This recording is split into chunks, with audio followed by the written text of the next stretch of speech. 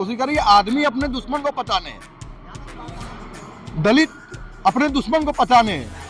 दलित का दुश्मन यादव नहीं है, न यादव का दुश्मन जो दलित है जो है, इन दोनों का दुश्मन एक ही है, ब्राह्मणवाद जो है।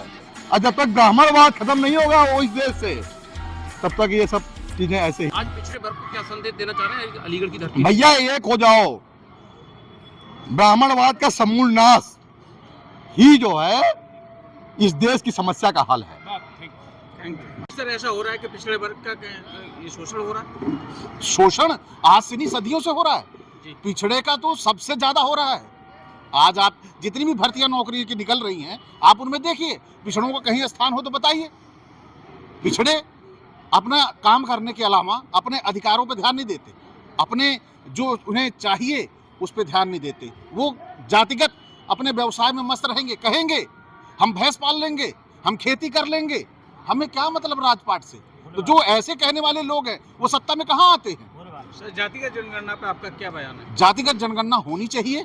जब तक जातिगत जनगणना नहीं होगी तब तक हम लूटे जाएंगे, मारे जाएंगे, काटे जाएंगे। देखिए संदेश सीधा है, बाबा साहब का संविधान है और इस समाज को एकजुट होना पड़ेगा। जो न जात के नाम पे एकजुट हो सकता है, न धर्म के नाम पे एकजुट हो सकता है। ये सिर्फ हक अधिकार एक ऐसा मुद्दा है, हक अधिकार एक ऐसा मुद्दा है, सामाजिक न्याय एक ऐसा मुद्दा है जिसके ऊपर ओबीसी और दलित एकजुट हो सकता है जो है। और ये यही संदेश भी है इस पिछड़ा महासंघ का जो सम्मेलन हुआ है, इसके माध्यम से यही संदेश देने को चलते रहे। आपको लग रहा है कि भारत का लोकतंत्र खतरे में? आज से थोड़ा खतरे में है, ये तो हमेशा तक खतरे में रहा है जो है भाई। ये तो समाज 10% और 90% में बटा है। 10% शोषक, 90% शोषित, जो पहले रूस में था बुर्जुआ आंदोलन के समय में, है ना। तो ये वैसे ही है कि सामाजिक न्याय के पुरोधा बाबा साहब अम्बेडकर थे, लेकिन 10% और 90% की बात करने वाला आदमी कौन था जो है? जगदेव प्रसाद को कुशवाहा थे। तो मेरे हिसाब से असली जो सामाजिक न्याय का पुरोधा है वो तो बाबू जगदेव प्रसाद को कुशवाहा है जो है, जिन्होंने संसोपा बनाई जो है। अब 10-90 की बात करी, उनके जितने भी भाषण हैं आप उठा करके देख लीजिए, सब में सामाजिक न्याय की बात है जो है। योगदान है जो है उनका। तो योगदान तो जो ग्रंथ उन्होंने लिखा उसी के ग्रंथ से देश चल रहा है। वो तो जगदेव प्रसाद को कुशवाहा की किताब से तो नहीं चल रहा है, लेकिन उनका वो अपना योगदान है, उनका अपना योगदान है। सर आपका नाम क्या है? मेरा नाम अचल सिद्धार्थ यादव है। कहाँ से आए हैं आप? मैं लखनऊ से आया हूँ। ये गंगा जमुनी तहजीब का शहर है, ताले और तालीम के नाम से ये शहर जाना जाता है जी। आखिर दलित वर्ग के लोग अलग सम्मेलन कर रहे हैं, पिछड़े वर्ग के लोग अलग सम्मेलन कर रहे हैं, जबकि एक ही श्रेणी में सब लोग आते हैं। आखिर ये एक क्यों नहीं हो रहे हैं सर? एक ना आपको ये मालूम होगा, सवाल आपका बड़ा अहम है। आपको मालूम होगा पूर्वांचल में कहावत कही गई है, बहुते जोगी मठ उजाड़, यानी जहाँ पर जोगी बहुत सारे होंगे वो मठ उजड़ जाएगा, ये कहावत कही गई है।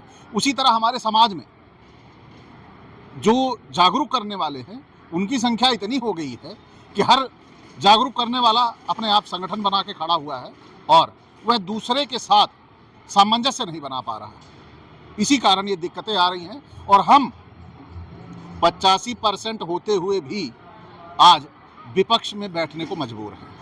सर एक समस्या और है, पूरे देश भर में लोग सामाजिक संगठन बनाते हैं और सामाजिक संगठन के माध्यम से लोगों को इकट्ठा करते हैं, फिर उसे राजनीति में तब्दील करते थे। ऐसा क्यों चल रहा है बार बार? देखिए इसी से तो हमारा समाज भी दिग्भ्रमित है, चाहता है एकजुट होना, एक छतरी के नीचे आना चाहता है, लेकिन देखता है जो भी संगठन हमारा रहनुमा है, हमारा कर्णधार है, वो क्या कर रहा है, अपनी राजनीतिक लिप्सा के कारण अपनी सामाजिकता को खोकर वह राजनीति में चला जाता है और हमारे लोगों को फिर ठगा सा महसूस होने लगता है। आरक्षण पर क्या कहना है सर?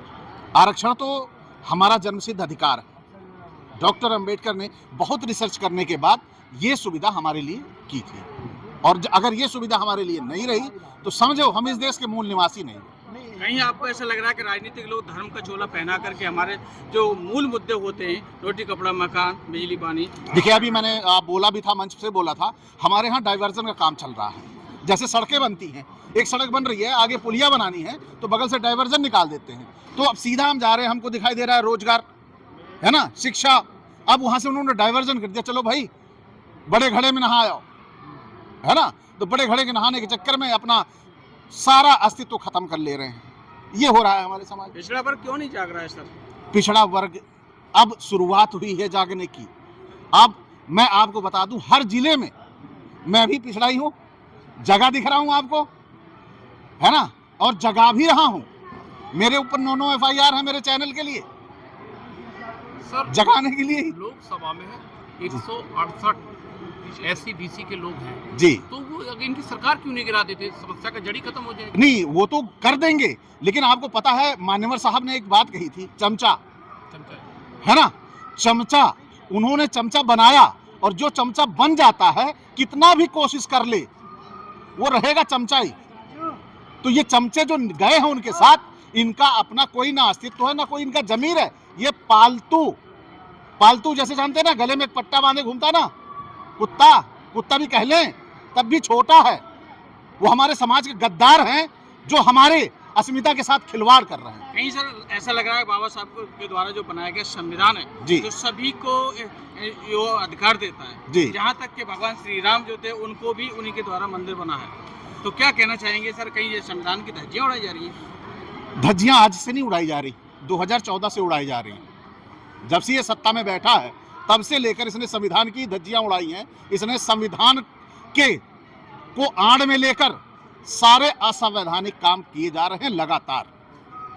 गंगा जमुनी तहजीब की धरती पर आप आए हैं, आपका बहुत बहुत स्वागत है। यहाँ के लोगों को क्या संदेश देना चाहते हैं इस पिछड़ा वर्ग के संदर्भ में? मैं यहाँ के लोगों को एक ही संदेश देना चाहता हूँ कि अब समय नहीं है हमारे पास, अब हमारे पास समय नहीं है। एकजुट होके एक अम्ब्रेला के नीचे आ जाए, है ना, और अगर हमारा नेता उस अम्ब्रेला को नहीं मानता है तो अपने नेता को छोड़ने में देर न लगाएं।